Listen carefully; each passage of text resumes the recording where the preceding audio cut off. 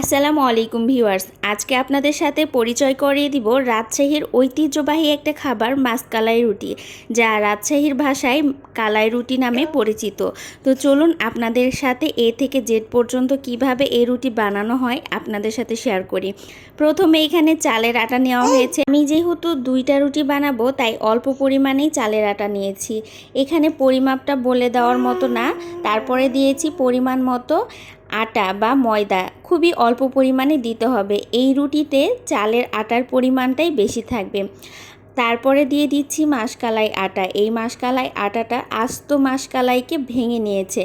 তো এর পর্যায়ে কিন্তু পরিমাণ মতো মাসকলাই আটাটা দিয়েছি, খুব বেশি পরিমাণে দেওয়া যাবে না, তাতে করে দেখা যাবে যে কালাই রুটিটা একেবারে কালো হয়ে যাবে। তো এই তো এখন আমি পরিমাণ মতো 3টা আটা মিলিয়ে এখন পানি দিয়ে নিচ্ছি।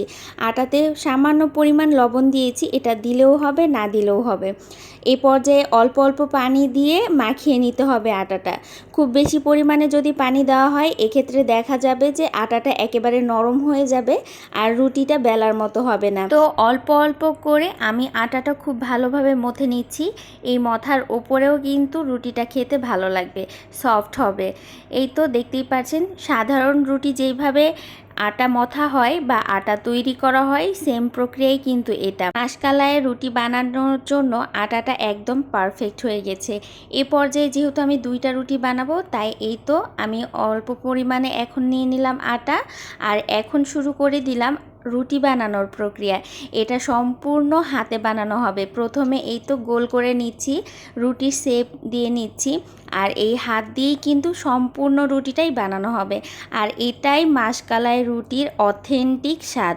আপনারা যদি বেলন পিড়াই করতে চান তাহলে করতে পারবেন, তবে যে অথেন্টিক স্বাদটা ওইটা পাবেন না। এই তো হাত দিয়ে কিন্তু আমি বেলে নিচ্ছি, দেখতেই পাচ্ছেন খুব ভালো করে। রাজশাহীর মানুষ যারা, তারা তো আরও ভালো করে নিশ্চয়ই পারবে।